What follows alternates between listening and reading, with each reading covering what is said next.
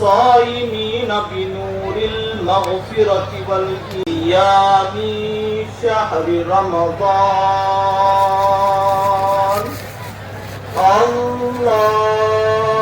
الله أكبر الله أكبر لا إله إلا الله والله أكبر الله أكبر ولله الحمد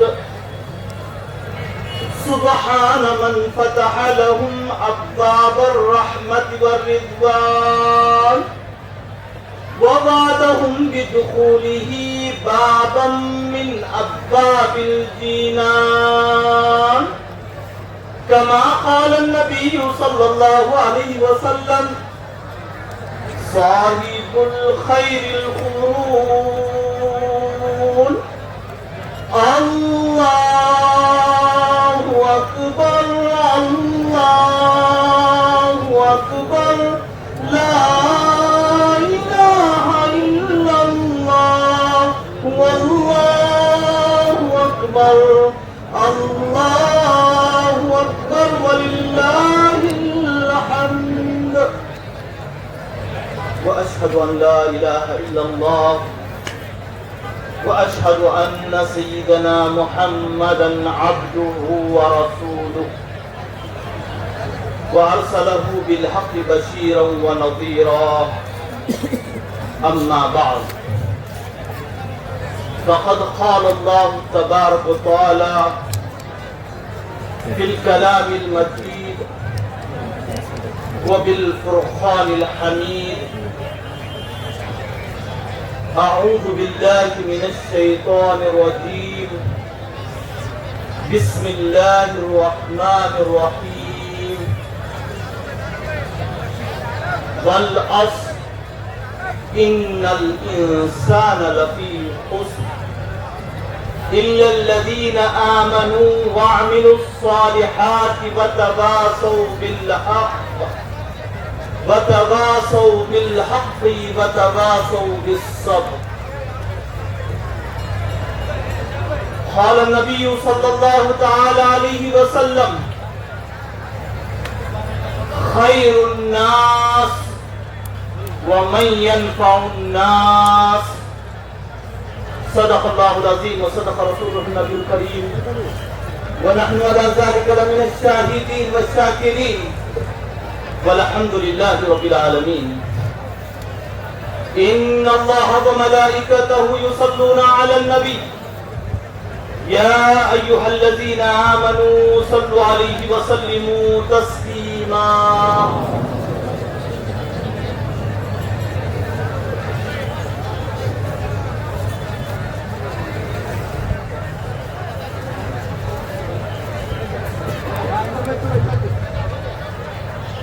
سبق ہے ہماری کتاب خدا کا سبق ہے ہماری کتاب خدا کا کہ ساری مخلوق ہے کنبہ خدا کا کہ ساری مخلوق ہے کنبہ خدا کا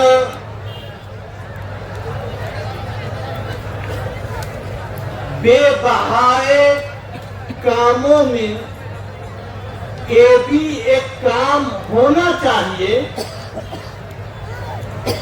بے بہائے کاموں میں یہ بھی ایک کام ہونا چاہیے خدمت آدم میں ہمارا بھی تو نام ہونا چاہیے خدمت آدم میں تو ہمارا بھی نام ہونا چاہیے چاہے اگر خدا کی عنایت ہو تم پر بار بار چاہے اگر خدا کی عنایت ہو تم پر بار بار تو آدمی کو آدمی کے کام آنا چاہیے، تو آدمی کو آدمی کے کام آنا چاہیے۔ وصلی اللہ تعالی علی خیر خلقہ ونور عرشہ محمد مصطفیٰ صلی اللہ تعالی علیہ وسلم۔ حاضرین محترم،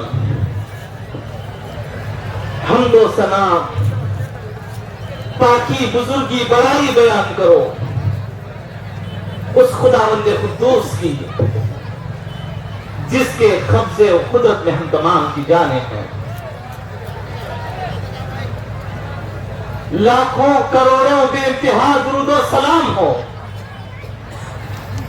صاحب لولاک احمد مجتبی محمد مصطفیٰ صلی اللہ تعالی علیہ وسلم پر، ان کی آل پر، ان کے اصحاب پر، جن کے صدقے طفیل اور توسل سے رب کریم نے ہمیں بے شمار انعام و اکرام سے نوازا۔ رب کا کروڑا احسان کہ خالق کائنات نے ہمیں زندگی میں رمضان جیسی دولت صحت و عافیت کے ساتھ عطا فرمائی تھی۔ عالم اسلام میں بڑے امن اور سکون کے ساتھ فرزندان اسلام نے رمضان میں عبادتیں کیے ہیں۔ اللہ سے دعا ہے کہ اللہ تبارک و تعالیٰ ان تمام عبادتوں کو قبولیت کے درجے پر فائز فرمائے۔ رب کریم نے جو رمضان کی جو دولت ہمیں عطا فرمائی تھی، حاضرین محترم، رمضان شریف کے آپ نے فضائل، اس میں ہونے والے انوار اور برکات کو آپ سماعت فرما چکے ہیں۔ مختصر سی ایک جھلکی آپ لوگوں کے سامنے رکھ کر میں اپنی بات کو آگے بڑھاؤں۔ رب کریم نے یہ رمضان کی جو دولت عطا فرمائی تھی، یہ دولت، یہ نعمت ہمارے لیے ایسی عظیم نعمت عظمیٰ ہے۔ اللہ اکبر، اللہ اکبر۔ رمضان شریف آئے تھے بندوں سے اپنے خالق کا جو رشتہ بگڑا ہوا ہے، جو رشتے میں کمی آ گئی ہے، اس رشتے کو سنوارنے اور نکھارنے کے لیے خالق کائنات نے رمضان کی دولت عطا فرمائی تھی۔ بندگان خدا کو 11 مہینے شیاطین کی شرارتیں،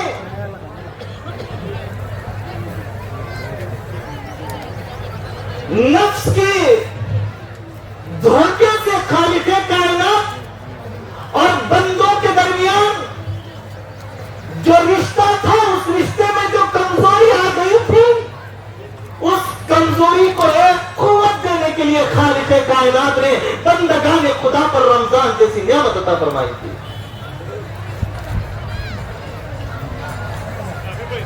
رمضان کے ذریعے رب کریم ہمارے دلوں میں اپنی اطاعت، اللہ کی محبت، اللہ کی عشق، رسول اکرم صلی اللہ علیہ وسلم کی اتباع کے جذبے کی بیج بونا چاہتے ہیں۔ رمضان کریم کے ذریعے رب کریم ہمارے دلوں میں اعمال کی کھیتی کو سیراب کرنا چاہتے تھے۔ قابل مبارکباد ہیں وہ اشخاص جنہوں نے روزے رکھ کر، تراویح کی بہاروں میں شامل ہو کر، راتوں حضور کی ریا برداری کر کر اپنے رب کو منا لیے، اپنی بخشش کرا لیے، اپنے گناہوں کو دھو لیے۔ قابل مبارکباد ہے وہ اشخاص۔ اے مالک، اس رمضان کی جو گھڑی کی قدر کیے ہو، ان افراد کی جو تو نے مغفرت فرمائی ہے، اے مالک ان مغفرت یافتہ بندوں کے وسیلے سے ہم تمام کی مغفرت فرما، اور ہمیں زندگی میں بار بار رمضان کریم کی دولت عطا فرما۔ حاضرین محترم، زمین کے ہر خطے پر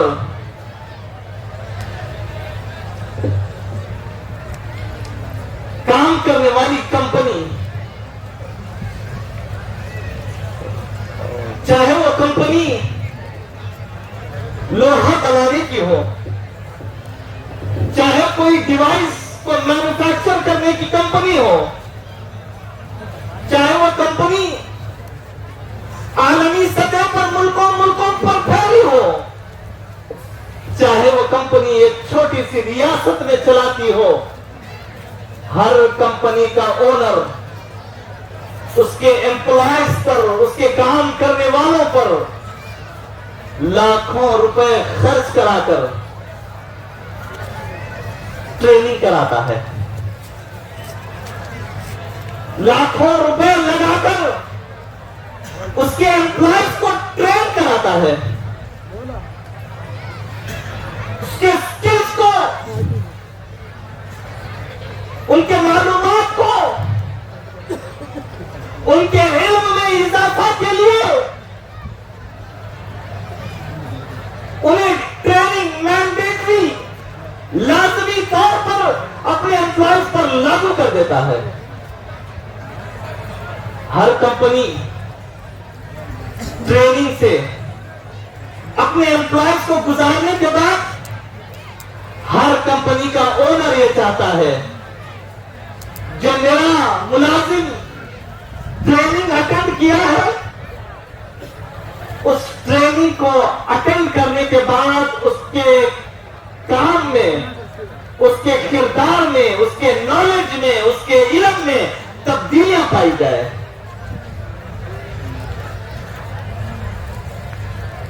تبدیلیاں پائی جائے۔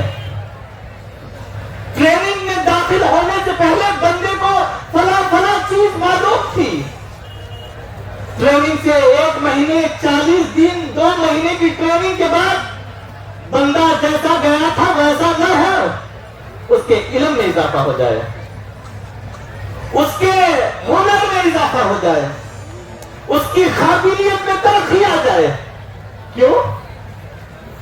جب کوئی کمپنی کا امپلائی ایک اچھی ٹریننگ کر کر کامیاب ہو کر لوٹتا ہے تو اس کی کمپنی کے پروڈکشن میں، اس کی کمپنی کے مینوفیکچرنگ میں ترقی ملتی ہے۔ جو بندے، جو ملازمت ٹریننگ کے بعد ان کے اندر بدلاؤ نہ آیا، اس سے ان کا مالک، اس کمپنی کا مالک ناراض ہو جاتا ہے۔ میں نے تمہیں لاکھوں کروڑوں روپے لگا کر ٹریننگ دیا تاکہ تو کچھ بن کے آ، کچھ سکلز لے کر آ، کچھ اپگریڈیشن کر کے آ، مگر کیا ہوا؟ جیسے گیا تھا ویسے باہر آیا۔ حاضرین محترم، یہ دنیا کے چھوٹے سے چھوٹے کارخانے چلانے والے اپنے امپلائیز کو ٹریننگ سے گزار کر اپنے اندر، اپنے کارخانے کے اندر ایک نیا ماحول، امن اور سلامتی کا ماحول، ایک ترقی کی طرف گامزن ہونے والا ماحول بنانا چاہتے ہیں۔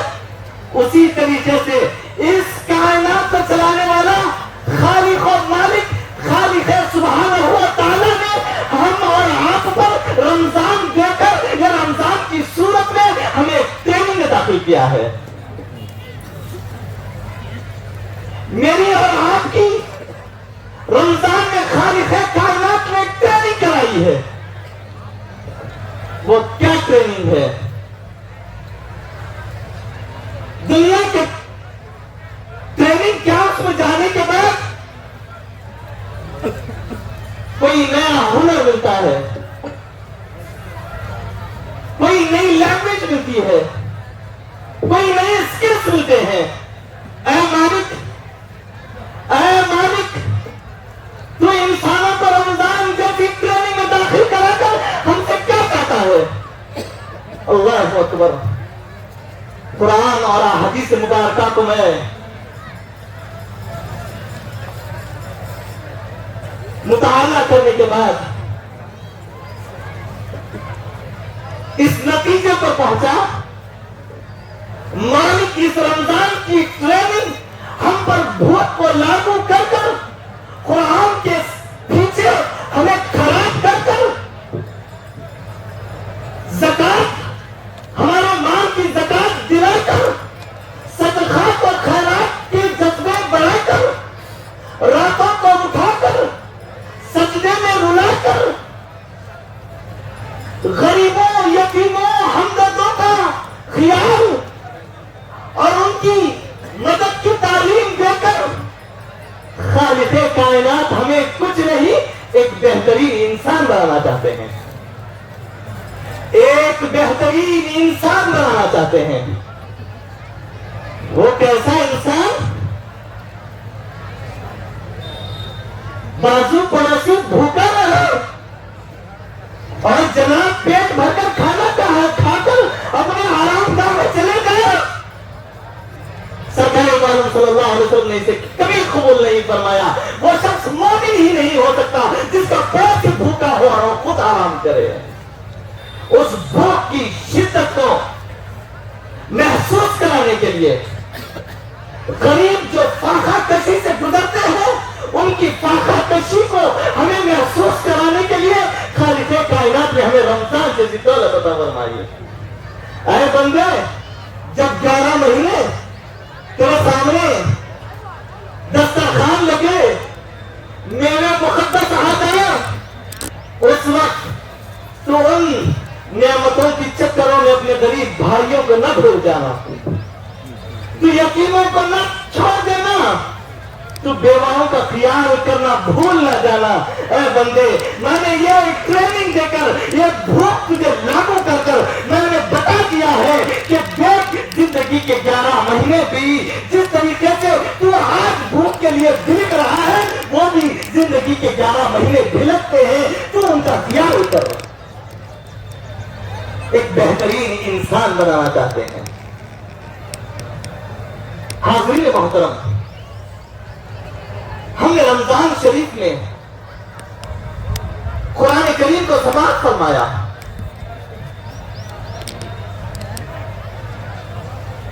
قرآن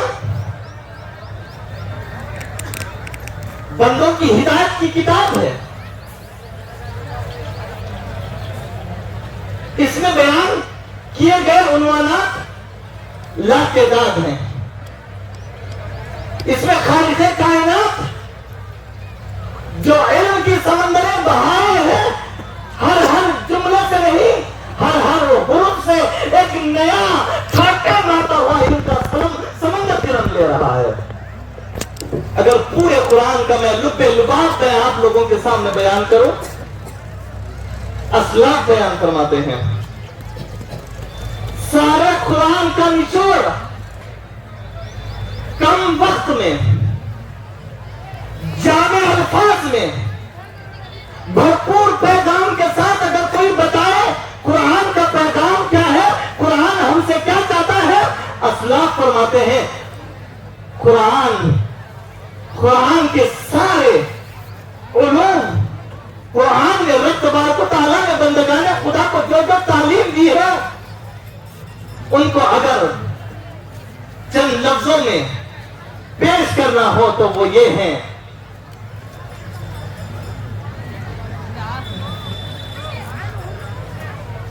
اللہ کو راضی کرو عبادت کے ذریعے. قرآن کا پیغام, اللہ کو راضی کرو, اللہ کو خوش کرو عبادت کے ذریعے. عبادت کر کر اللہ کو خوش کرو. اور دوسرا فرمان رسول اللہ صلی اللہ علیہ وسلم کو خوش کرو، ان کو راضی کرو اطاعت کر کر، ان کے سنتوں پر چل کر، ان کے سنتوں کی پابندی کر کر۔ رسول اللہ صلی اللہ علیہ وسلم نے جو جو تعلیمات دیے ہیں ان تعلیمات پر عمل کر کر رسول اللہ صلی اللہ علیہ وسلم کو خوش کرو، راضی کرو۔ اور تیسری اور آخری بات فرمائی وہ یہ ہے کہ مخلوق خدا کو خوش کرو خدمت کر کر، مخلوق خدا کو خوش کرو خدمت کر کر۔ پورے قرآن کا لباب ان 3 چیزوں پر ہے۔ اللہ کو راضی کرو عبادت کے ذریعے، رسول اللہ کو راضی کرو سنتوں پر عمل کر کر، اور مخلوق خدا کو راضی کرو ان کی خدمت کر کر، انہیں خوش کرو ان کی خدمت کر کر۔ آج ہم عبادت کے میدان میں تو بہت آگے آگے ہیں جناب، کوئی اللہ کو خوش کرنے میں لگا ہوا ہے، صرف اللہ کو یہ جو دیگر مذاہب کرتے ہیں اللہ کو خوش کرنے کے لیے، قرآن یہ تعلیم دیتا ہے اللہ کے ساتھ ساتھ رسول اللہ کو بھی خوش کیا جائے، رسول اللہ کو بھی راضی کیا جائے۔ اور رسول اللہ صلی اللہ علیہ وسلم کو راضی کر کر بات یہیں پر ختم نہیں ہوئی حاضرین محترم، خدمت خلق بھی خالق کائنات نے جا بجا بیان فرمائی ہے۔ تمہیں مخلوق کے ساتھ ہمدردی، شفقت، محبت کے ساتھ تمہیں زندگی گزارنا ہوگا، یہ قرآن کا پیغام ہے۔ آؤ ہم دیکھیں اسلاف نے زندگی کیسی گزاری ہے، کیسے انہوں نے اطاعت اللہ کی فرمانبرداری میں زندگی گزاری ہے۔ حضرت امام احمد بن حنبل رحمۃ اللہ علیہ کے آخری ایام چل رہے ہیں۔ حضرت امام احمد بن حنبل رحمۃ اللہ علیہ کو کون نہیں جانتے، وہ ایک مسلک کے امام ہیں، انہوں نے بڑی اسلام کی خدمت کی ہے، اور بہت کٹھن دور سے حضرت امام احمد بن حنبل گزرے ہیں۔ آخری وقت آیا امام احمد بن حنبل کا، بستر مرگ پر امام احمد بن حنبل لیٹے ہوئے ہیں، تکلیف کی وجہ سے ان کی زبان سے آہ آہ کی کرانے کی آواز آ رہی ہے۔ امام احمد بن حنبل بستر مرگ پر لیٹے ہوئے ہیں، آہ آہ کرانے کی آواز آ رہی ہے۔ بازو بغل میں عارف باللہ طاؤوس رحمۃ اللہ علیہ بیٹھے ہوئے ہیں۔ جیسے ہی حضرت احمد بن حنبل رحمۃ اللہ علیہ کے زبان سے یہ آہ آہ کی آواز سنی تو حضرت طاؤوس رحمۃ اللہ علیہ عرض کرنے لگے، او احمد، او امامنا، وہ شیخنا، کیا تم نے یہ سبق بھول گئے؟ یکتب الملک کل شیء حتی العنانین۔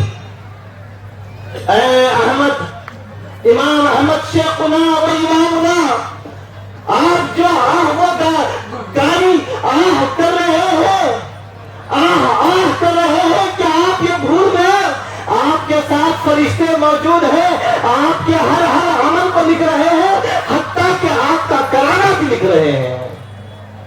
مصیبت تکلیف کی وجہ سے آپ جو آہ کر رہے ہیں وہ کرانے کو بھی لکھ رہے ہیں۔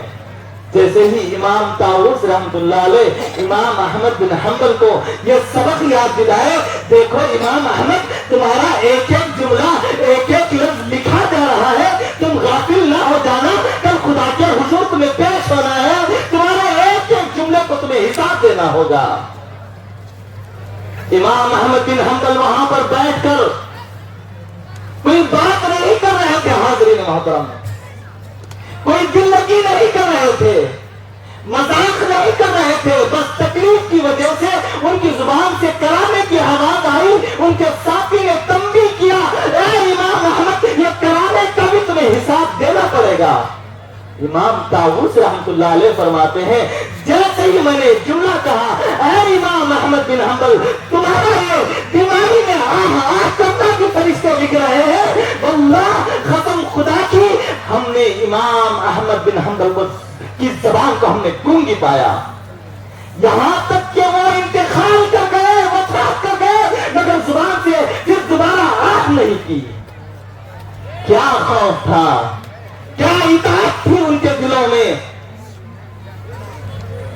رسول مقبول صلی اللہ علیہ وسلم نے جہاں بجا امت کو یہ پیغام دیا ہے کہ تمہارے ایک ایک حرف کو، تمہاری ایک ایک جملے کو کرامن کاتبین لکھ رہے ہیں، اور رسول مقبول صلی اللہ علیہ وسلم نے یہ اپنی امت کو یہ تعلیم دیا ہے زیادہ مت ہنسا کرو۔ کیوں زیادہ کیوں ہنسا نہ کرے؟ کیونکہ زیادہ ہنسنے سے دل مردار ہو جاتا ہے، زیادہ ہنسنے سے دل مردار ہو جاتا ہے۔ جب دل مردار ہو جاتا ہے تو اس پر قرآن کی آیتوں کوئی اثر نہیں کرتی، جب دل مردار ہو جاتا ہے تو اس پر نصیحتیں اثر نہیں کرتی۔ حاضرین محترم، ایسے ہمارے اسلاف گزرے ہیں، انہوں نے ایک ایک جملے کی قدر کی۔ آج میری قوم کو کیا ہو گیا؟ اگر کوئی آج سوشل میڈیا کا سروے کرے اس کے ڈیٹا کا، سب سے زیادہ آج مسلمان ہنسنے اور ہنسانے پر تلا ہوا ہے۔ مرد تو مرد، خواتین بھی آج ویڈیو بنا کر لوگوں کو ہنسانا چاہتی ہے۔ علماء بیٹھے ہوئے ہیں، آپ علماء سے پوچھ لو ان کا انجام کیا ہوگا جو لوگوں کو ہنسانے کے لیے جھوٹ بکتا ہو۔ آج ہم نے فیشن بنا لیا کہ زبان سے جو آئے بولو، لوگ ہنسے اور میرے فالوورز بڑھے۔ فالوورز بڑھے یا نہ بڑھے، تمہارا برائیوں کا پلہ بھاری ہو رہا ہے، یاد رکھو۔ لکھنے والے فرشتے لکھ رہے ہیں تمہاری اسلاف میں۔ حضرت داؤد طائی رحمۃ اللہ علیہ وہ چوٹی کے بزرگ ہیں، ایک مرتبہ بازار سے گزرے، ایک مقام پر پہنچے تو آپ بے ہوش ہو کر گر گئے، بے ہوش ہو کر غشی کھا کر گر گئے۔ بعد میں افاقہ ہوا، ہوش میں آئے۔ ان کے ساتھی اور احباب نے پوچھا اے داؤد طائی رحمۃ اللہ علیہ، آپ کیوں بازار میں فلانے مقام پر آپ گر گئے، آپ کیوں بے ہوش ہو گئے؟ داؤد طائی رحمۃ اللہ علیہ عرض کرنے لگے بابا میں جس مقام سے گزر رہا تھا مجھے اس مقام پر ایک بات یاد آ گئی۔ کیا بات یاد آ گئی؟ میرے پچھلے زمانے میں فلانے اسی زمین کے خطے پر میں کھڑ کر ایک شخص کی غیبت کیا تھا، اس کے انجام یاد آ کر میں بے ہوش ہو کر گر گیا ہوں۔ ایک شخص کی میں نے غیبت کی، اس غیبت کو میں نے یاد کر لیا، اور قیامت کے دن اس غیبت کے تعلق سے میں کیا جواب دوں گا اس کو یاد کر کر میں بے ہوش ہو کر گر گیا ہوں۔ حاضرین محترم، کوئی اندازہ لگا سکتے ہیں ہماری زبانوں سے کیا کیا جملے آج نکل رہے ہیں؟ ہماری زبان رسول مقبول صلی اللہ علیہ وسلم سے حضرت عقبہ بن عامر رضی اللہ تعالیٰ عنہ سوال کرتے ہیں۔ پوچھا گیا یا رسول اللہ صلی اللہ علیہ وسلم مان نجات، یا رسول اللہ نجات کس میں ہے؟ رسول مقبول صلی اللہ علیہ وسلم نے ارشاد فرمایا امسک علیک لسانک، تم اپنی زبان کو قابو میں رکھو، وسعک بیتک، تم اپنے گھر میں رہا کرو، وابکی علی خطیئتک، تم اپنے گناہوں پر رویا کرو۔ ان تین چیزوں میں تمہاری نجات ہے۔ آج میں اور آپ بخوبی سے جانتے ہیں، حکماء بیان فرماتے ہیں تاگا اور زبان جب بھی لمبی ہو جاتی ہے تو ہمیشہ الجھ جاتی ہے۔ تاگا ترد اور زبان جب بھی لمبی ہو جاتی ہے تو الجھ جاتی ہے۔ اس لیے بابا تاکے کو لپیٹ کر اور زبان کو سمیٹ کر رکھا کرو. حاضرین محترم، یہ رمضان شریف ہمیں انسان بنانے کے لیے آئے ہیں. اللہ تبارک و تعالیٰ ہمارے روزوں کو قبول فرمائے. اللہ تبارک و تعالیٰ ہمیں قرآن میں خالق کائنات نے جو جو پیغام دیے ہیں ان پیغام پر عمل کرنا ہمارے لیے آسان بن جائے.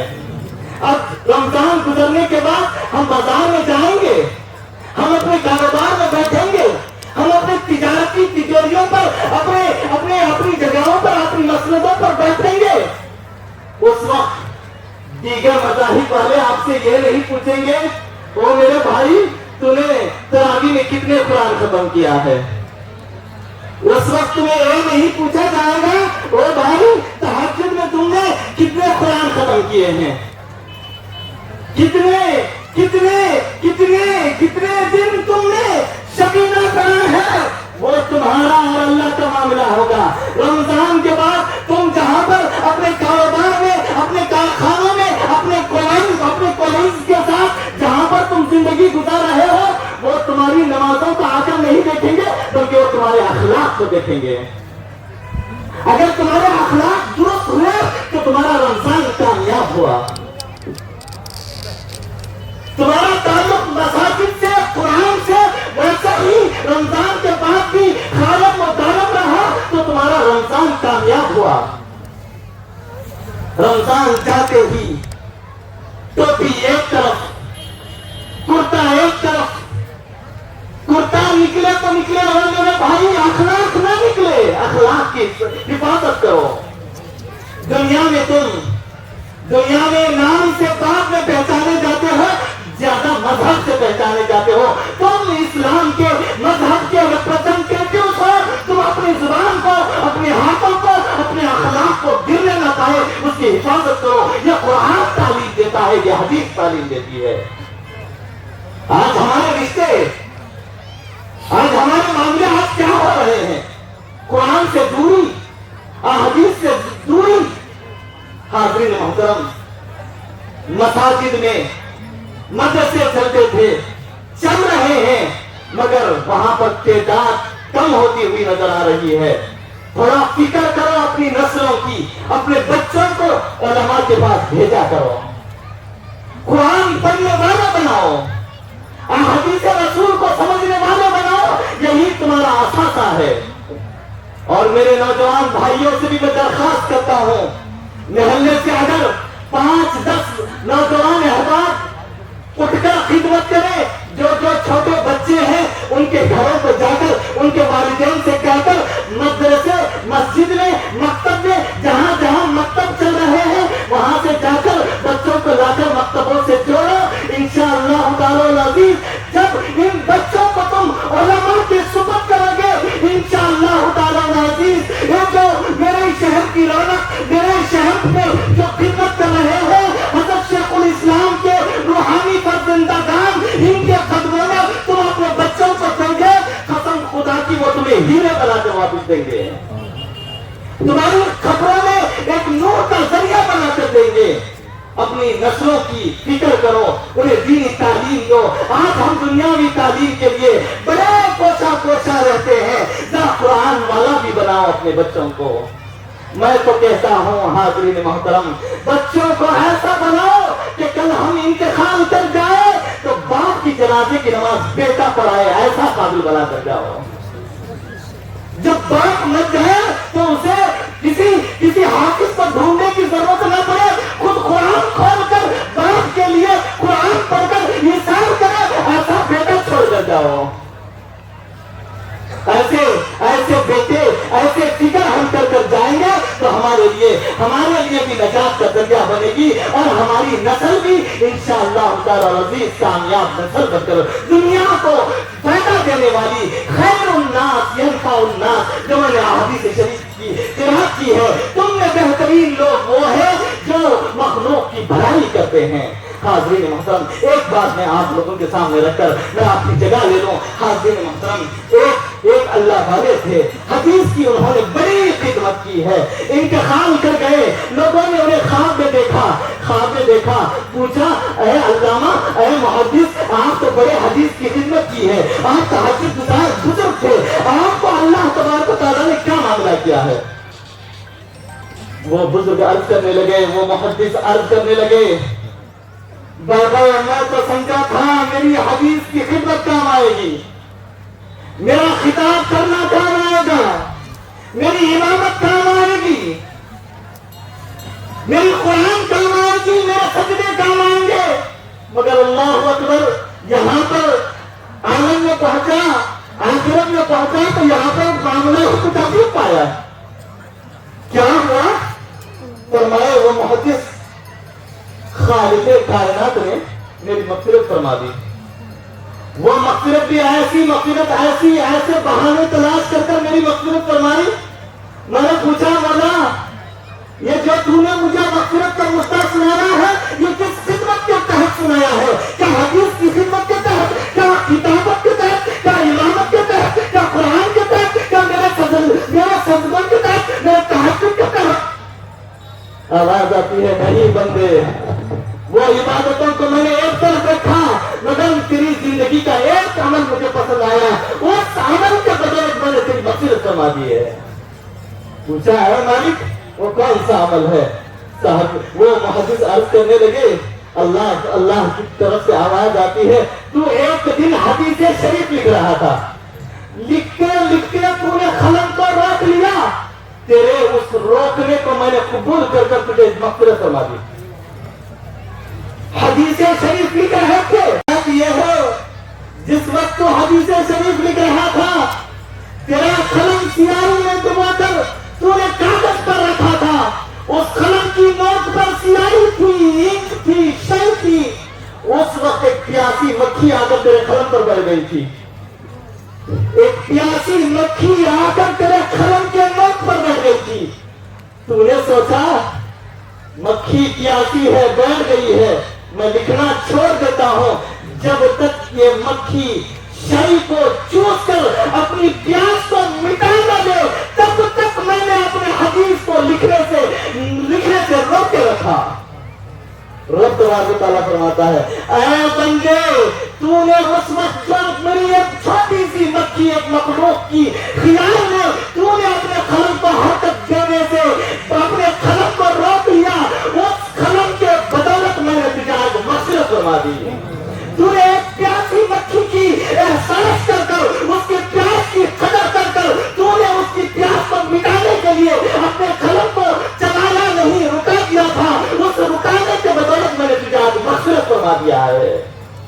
اے مالک، ایک پیاسی مکھی کے بدولت، ایک پیاسی مکھی کو شر کے ذریعے اسے سیراب کرنے کے بدولت اللہ تبارک و تعالیٰ محدث وقت کو مغفرت فرما سکتا ہے، تو مجھے اور آپ کو اگر کسی پیاسے بھائی کو پانی پلائیں گے تو کیا مغفرت نہیں فرمائے گا؟ کسی ضرورت مند آدمی کو اگر ہم ہاتھ پکڑ کر اس کی ضرورت کو پوری کرنے کے لیے نکلیں گے تو کیا ہماری مغفرت نہیں ہوگی؟ ہم نے مغفرت سمجھا نماز میں ہوگی، ہم نے مغفرت سمجھا عبادات میں ہوگی، بابا اس میں بھی ہوگی، مگر ایک دروازہ اور ایک بھی ہے، ایک راستہ اور ایک بھی ہے، اس کا نام خدمت خلق کہتے ہیں۔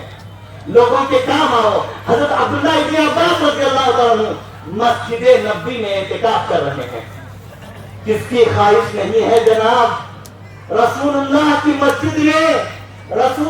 مسجد میں اعتکاف میں بیٹھے ہوئے ہیں عبداللہ ابن عباس رضی اللہ عنہ۔